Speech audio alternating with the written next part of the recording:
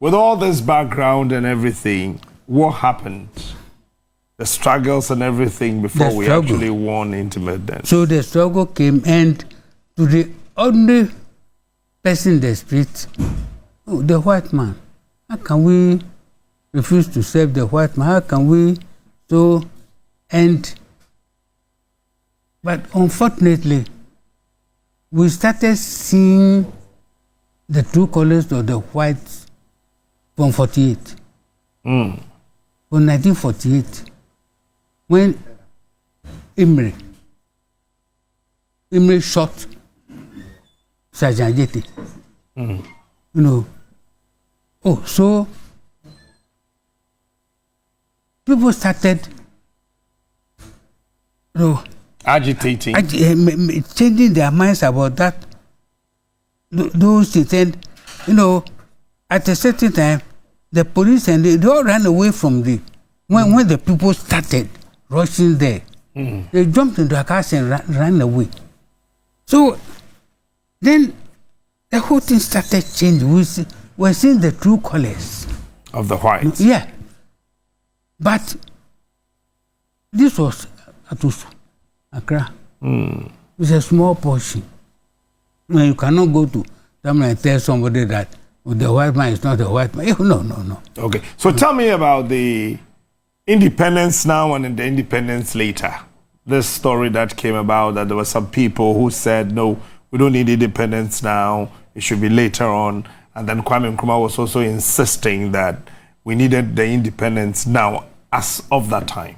So when Kwame Nkrumah came, when Kwame Nkrumah broke away from the UGCC, the independence now, most of the people didn't agree with him. Because how can you break away from our master, the white man? But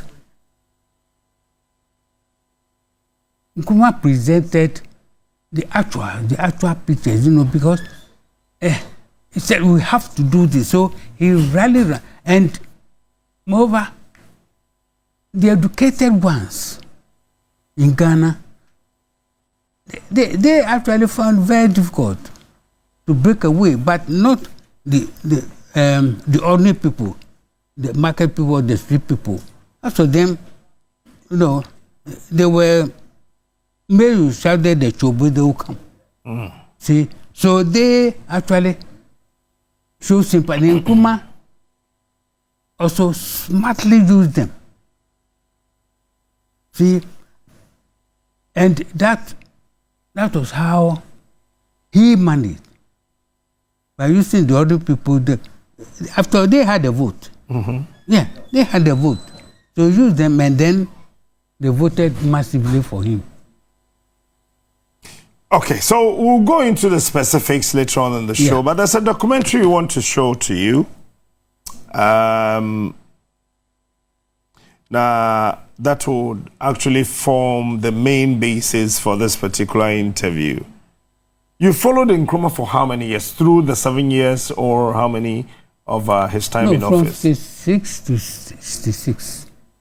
10 years. 10 years. Yeah. Wow. I was in for 10 years. Yeah. You joined the Ghana Armed Forces before? No. The question, at a certain time, the Akami showed, the then Secretary General of the UN. At that time, the Congo crisis had started. So the Akami showed asked Nkrumah to send troops to the Congo. And the then Major General was Major General Alexander. The then CDS, Chief of Defense Staff, was white, Alexander. So Alexander, Nkrumah, first of all, called Alexander to Flagstaff House and instructed him that the UN wanted Ghana troops to go to Congo.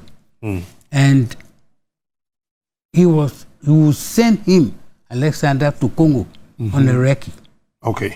To go and see the conditions before sending the troops.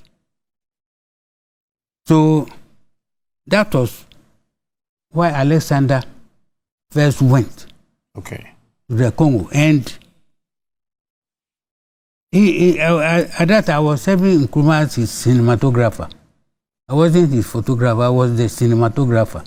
Of Nkrumah? Of Nkrumah. Okay. See. So we had then come back from Casablanca conference, the non-aligned, and that same night, he sent the security director to my house to hold myself in readiness. I had to fly to Congo with Alexander.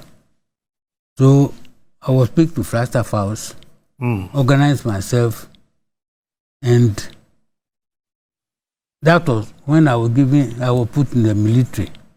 I was a captain in the army.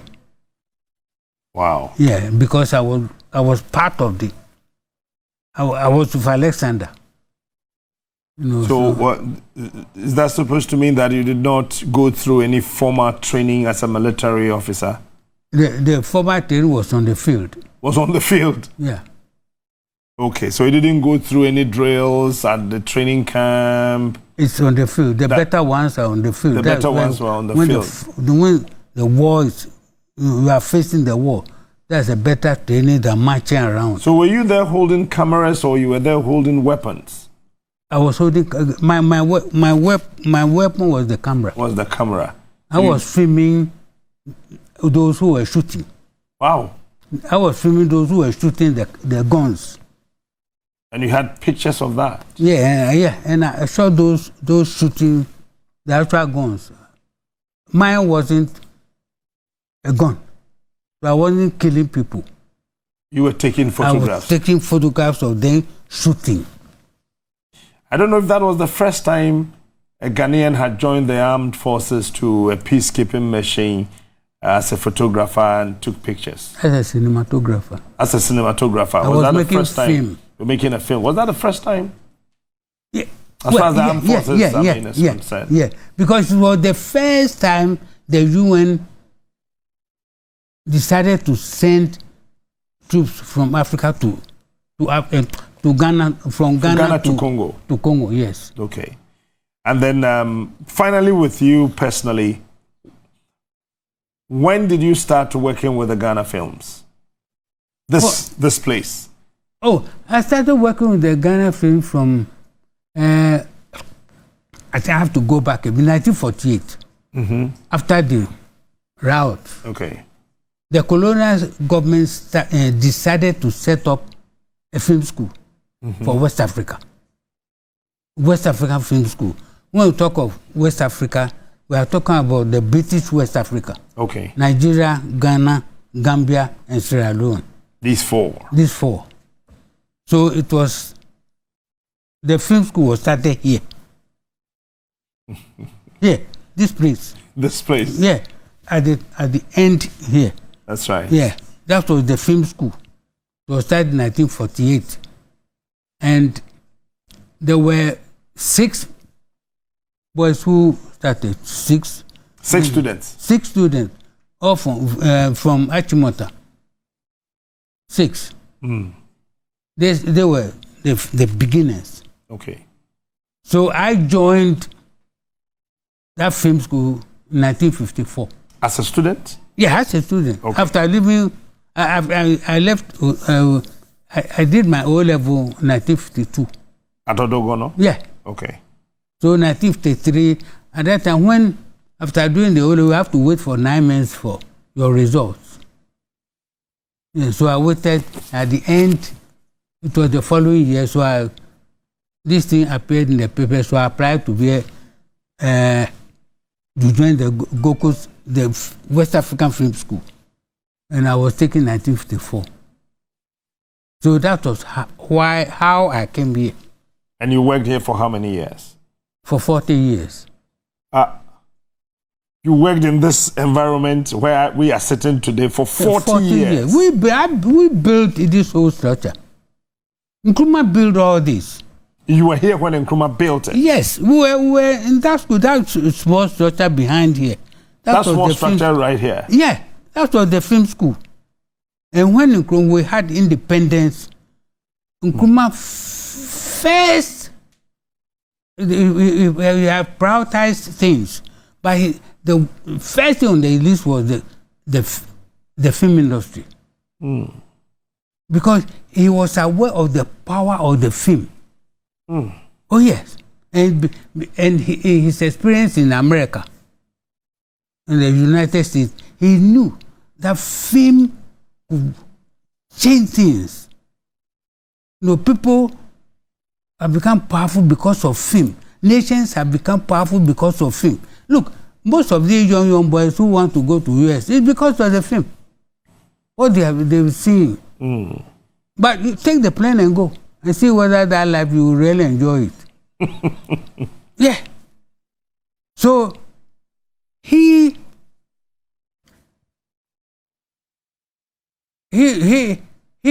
started. He had Victor Adegbite and the housing, the state construction. Okay.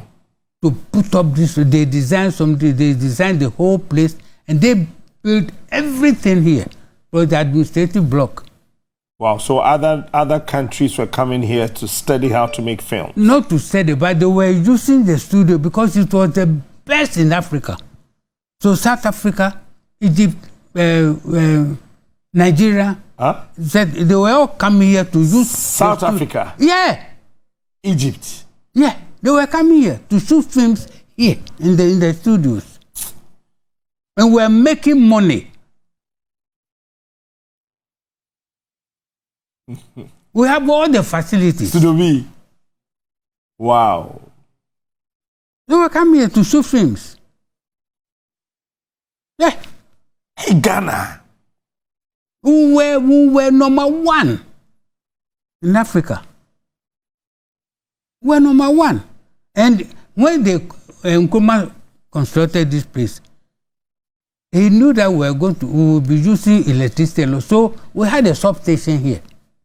We put up a substation. And substation, electricity. Substation. Correct. That there's no power failure here. And TV3, GTV, they have 2 small studios. And our studio could accommodate 4 of their studios. So Nkrumah said, look, you are under, one ministry. So he instructed that we should link the studio to TV3. So over the wall. Okay. Over the wall, tubes were laid and so they were filming. Anytime they have something, they will come to the studio here to film and transmit to the world. Oh yeah. Do you remember the year? When GTV was put together, Ghana Broadcasting Corporation was put together to link up with the Ghana Film Company. Oh, this was about 1960 something, when he set up the TV station. Okay. Yeah. When he set up the TV station. Do you remember some of the movies that were shot here? Some of the films, if you remember. I've just been told the GTV? No, here, the Ghana films, the studios. The sound studio. If you remember. Almost, Love Road in African Port. And then... Deadly Voyage? No, not Deadly Voyage. Love Road in African Port, and then you mentioned it's my just no. Is it the Heritage Africa? Heritage Africa.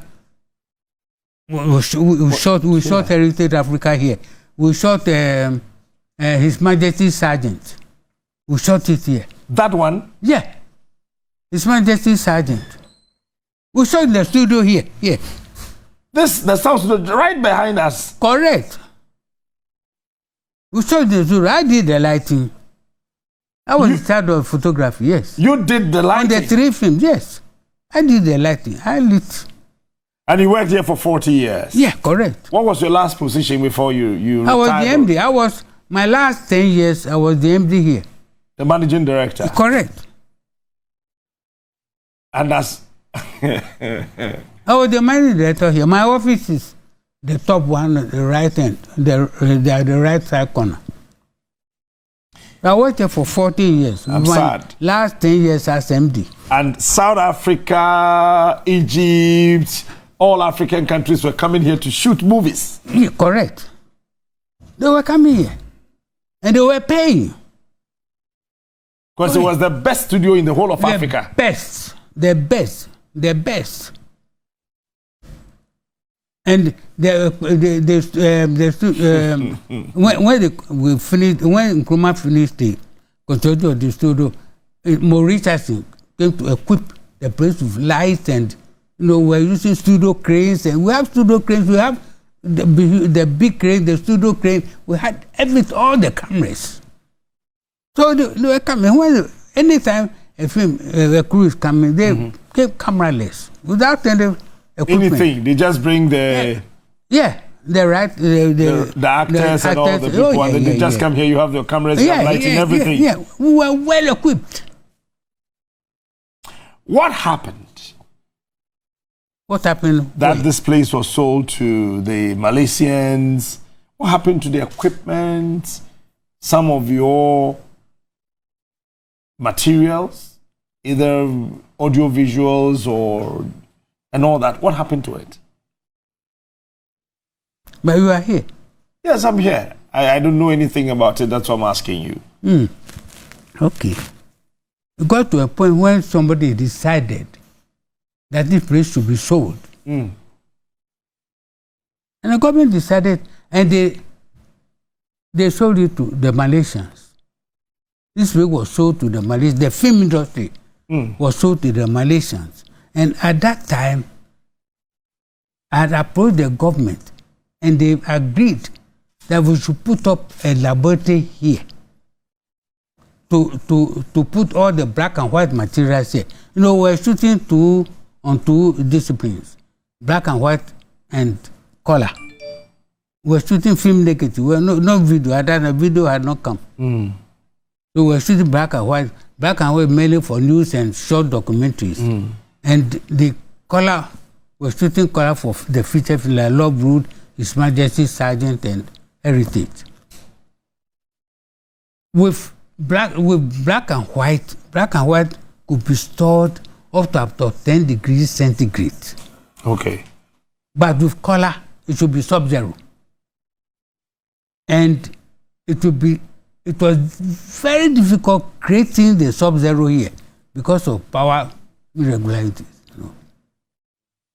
So we decided that, look, the best thing to keep all the color labs, all the color films in London, the laboratory, because they had the correct facilities. So we brought all the black and white materials here. Ghana? To Ghana. And then you the left government, no, they agreed. So they gave us the money, we put up a black and white laboratory here. So black and white were processing. Okay. And doing everything here. So you had the laboratory to keep all the black and white footages? Correct. Okay. And the colored ones were kept in the United Kingdom? Kept in the UK, intact. So they are still there? Oh, yeah, they are still there. All the films, all the color films we shot, they are there intact. Okay. So when you approached government and you asked government to put up a laboratory, was it for the black and white, or it was for the black and white? For the black and white. That was in the 90s? Oh, no, it was 80s, in the 80s. In the 80s? Yeah. That's during Rawlings' time? No, it was before Rawlings. It was before Rawlings? Yeah. And then the black and white laboratory was put up here in Ghana? And then it was sold to the whole place. Somebody decided. What saddens your heart about this whole thing, this whole scenario of the Ghana film? What saddens your heart when it comes to your mind? What is the part that pains you? Very painful. Very painful. Very, very painful. Very, very painful. And I don't want to use certain words. Go ahead. No. It's a conversation where we are talking to all Ghana, or the whole of Ghana. It pains you. It's very painful. Very painful that somebody should convince the government to sell such an investment. And we're making progress. we're making progress. The Fingo Corporation was, we were at the top. Even in the 80s. And I remember when, when Rawlings came, said, Chris, you are the MD. But I don't want you to be in the office and you are the MD. You are a crack cameraman, and so you also serve me.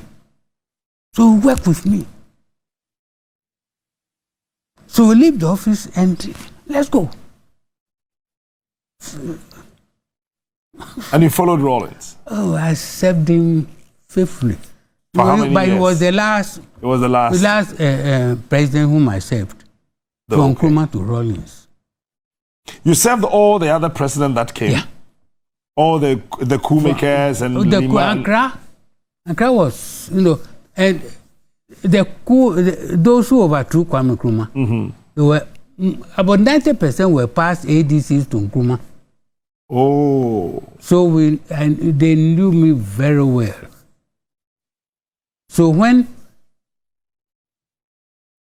the coup came in Hanoi, Accra sent a message to the ambassador in Russia that he should keep me there.